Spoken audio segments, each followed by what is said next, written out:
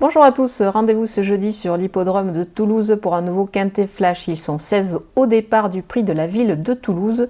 Un gros handicap qui réunit 16 partants âgés de 3 ans et plus. Ils vont s'affronter sur la distance de 2400 mètres avec des éléments bien connus à ce niveau de la compétition et on va pouvoir s'appuyer sur des bases assez solides.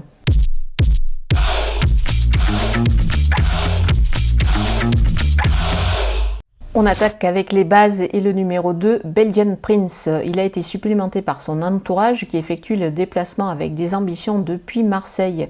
C'est un élément qui a fait ses preuves sur des distances de longue haleine, notamment sur 3000 mètres, mais il s'est déjà bien comporté sur 2400 mètres. Dans cette épreuve, je pense qu'il a évidemment son mot à dire. Christophe Soumillon étincelle, il aurait pu monter d'autres éléments au départ de cette épreuve, mais il a fait le choix de ce Belgian Prince, ce qui est une très bonne indication. On peut donc lui faire confiance. Le numéro 15, Oyambre, il avait bien couru lors de sa rentrée. Il n'a pas confirmé récemment, mais on peut imaginer que c'est peut-être la fameuse deuxième course. Dans cette épreuve, il dispose d'une belle chance. Je pense qu'à ce poids, il a évidemment son mot à dire. Le numéro 8, Moonlight Step, il est en forme, il se plaît sur ce genre de distance de 2400 mètres. Il doit confirmer ses récentes belles performances, même si elles ont eu lieu dans des réclamés. Il a pris 1,5 kg sur sa récente victoire. Je pense que c'est pas rédhibitoire pour une nouvelle fois se distinguer au niveau des handicaps. Dans cette épreuve, il dispose d'une belle chance et il peut profiter de son expérience dans cette catégorie. On poursuit avec les opposants, et hélas Just Formality, c'est un élément qui a terminé à la 5e place de cette épreuve l'an passé en 41 de valeur. Il est désormais pris en 36,5 de valeur, ce qui est évidemment beaucoup mieux. Maintenant, il est un petit peu moins percutant, donc on pourra plus le voir pour une place que pour la victoire. Mais il demeure incontournable, c'est quand même un sujet de grande expérience à ce niveau-là. Le numéro 3, Olympie, en mars, elle avait devancé un certain Belgian Prince. Évidemment, je lui vois une première chance à ce cheval-là dans cette épreuve. Au mieux pour cette course, je pense qu'elle a son mot à dire, d'autant qu'elle se présente avec pas mal de fraîcheur, ce qui est un atout à cette période de l'année. Le numéro 11, Picnic Royal, il ne faut pas le condamner sur sa dernière tentative. Il a fait beaucoup d'efforts en partant et il a évidemment un petit peu payé pour finir. Là, je pense qu'il devrait pouvoir se racheter, d'autant qu'il se plaît beaucoup corde à droite. Le numéro 7, l'Indomptable, c'est une jument qui fait preuve d'une louable régularité, certes dans les réclamés, mais on peut s'en méfier dans les handicaps. Elle a beaucoup d'atouts dans son jeu, notamment sa grande forme actuelle. Son entourage effectue le déplacement avec des ambitions depuis Marseille. Donc à cette époque de l'année, on peut dire que la forme prime la classe. Et puis elle a sur son dos un certain Maxime Guyon. Mon coup de poker, c'est le numéro 13, Pedro. C'est un sujet tardif qui est en très gros progrès. Il n'a débuté que cette année, à l'âge de 4 ans. Alors il a pris 7 kilos lors de ses 2 dernières victoires.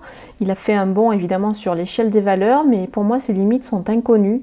Le terrain et la distance vont lui convenir. Il est associé à Yoritz Mendizabal qui évidemment joue à domicile dans le sud-ouest et notamment à Toulouse.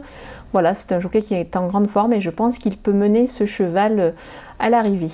Mes outsiders, et j'attaque avec le 5, Chiliport. Il est régulier, a beaucoup de tenue. Il a progressé ces dernières semaines et face à une telle opposition, il peut pourquoi pas accrocher une petite place. Le 12, Charm King, il a pour lui d'adorer cette piste de Toulouse. Du coup, je pense qu'il est capable de se distinguer, mais on peut lui en préférer d'autres et ça sera plus pour une cote, pour peut-être pimenter les rapports de cette épreuve. Le numéro 9, Krill Salsa, c'est un sujet qui est bien connu dans le handicap. Il apprécie également la piste de Toulouse. Maintenant, il m'a un petit peu refroidi lors de son récent échec. Il doit avant tout me rassurer, mais il faut quand même le surveiller de près. L'As Incitatus a fait un sacré bond sur l'échelle des valeurs. Il est passé d'une valeur 31,5 à 40. Là, je pense qu'il a peut-être atteint un petit peu ses limites. C'est pour cette raison que je le vois plutôt en fin de combinaison dans cette épreuve.